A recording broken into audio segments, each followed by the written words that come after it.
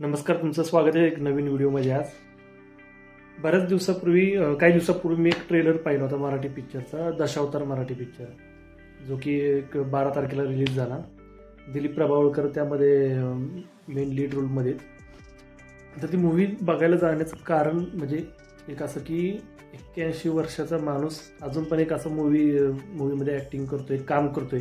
खास करून म्हणजे दिलीप सरांच्या ॲक्टिंगसाठी मी गेलो होतो बघायला पिक्चर. आणि ट्रेलर बघितल्यानंतर बऱ्याच यूट्यूबला मी रिव्ह्यूज बघितल्या की लोक त्याला कुठेतरी कांताराशी कनेक्ट करत होते की बाबा हा कांताराची कॉपी केली किंवा असं काय. मी तर खास करून दिलीप प्रभावळकर सरांसाठी बघायला गेलो, कारण का 81 वर्षाच्या माणसाची ॲक्टिंग अजून पण मोठ्या पडद्यावरती बघायला भेटणं खूप नशिबाचा भाग आहे. आणि त्या ॲक्टरच्या बाबतीमध्ये, त्यांच्या बाबतीमध्ये मी तर माझ्या वडिलांकडून बऱ्याचदा ऐकलं होतं, त्यांची काही जुनी नाटक असतील किंवा काय बरेच त्यांची मूवीज आहेत, ह्या गोष्टी ऐकल्या होत्या. म्हणून मी आज ठरवलं होतं तो पिक्चर जायचं बघायला आणि गेलो पण बघायला मी तो पिक्चर.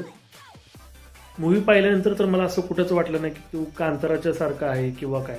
खूप एक वेगळी स्टोरी आहे, आपल्या महाराष्ट्रातील कोकण भागातली, कोकणाच्या जंगलातली स्टोरी. आणि बाकीच्या जर गोष्टी म्हणल्या तर कुठं जास्त VFX मला वाटलं नाही. एकदम आपलं नॅचरल जे प्रकारचे जंगल आहेत, तलाव असेल, नदी असेल, डोंगर असतील, सगळे एकदम नॅचरल प्रकारे बघायला भेटते. त्यामध्ये पूर्ण कोकण बघायला भेटतो तुम्हाला.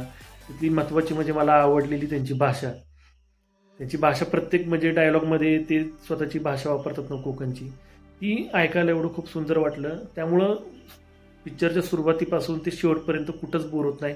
मध्ये आधी असे मुवमेंट येतात जिथं तुमच्या डोळ्यातून नक्कीच पाणी काढतील. आणि स्पेशल म्हणजे दिलीप प्रभावळकर सरांची ॲक्टिंग, या वयात सुद्धा अशा प्रकारची जाऊन ॲक्टिंग करणं आणि काम करणं खूप म्हणजे सॅल्यूट देण्यासारखे. मूवीच्या स्टोरीबद्दल मी काही इथं बोलणार नाही आहे, कारण का प्रत्येकाने हा पिक्चर खरं तर जाऊन थिएटरमध्ये बघितला पाहिजे. खूप असे कमी पिक्चर बनतात मराठीमध्ये की ते बघण्यासारखे असतात आणि पर्सनली मला हा पिक्चर खूप आवडला. तर प्रत्येकाने हा थिएटरमध्ये जाऊन बघावा असं मला तर वाटतं. दशावतार मूवीच्या ट्रेलरमध्ये तुम्ही पाहिलं असेल, त्यामध्ये दाखवले की एक राखणदार असतो जंगलातला आणि त्या रिलेटेड स्टोरी आहे. त्याच्यानंतर त्याच्या पाठीमागची गोष्टही तुम्हाला कळेल. खूप छान प्रकारे संदेश दिलेला आहे त्या पिक्चरमधून आणि तो खूप गरजेचा आहे. आत्ताच्या पिढीसाठी तर खूप गरजेचाच आहे. तो एक खूप छान संदेश दिलेला आहे आणि तो जो संदेश दिला आहे त्या टायमिंगला लिटरली मी पण थोडासा हातबल झालो होतो. आणि खरं थोडंसं आपल्याला त्या टायमिंगला रिअलाईज होऊन जातं.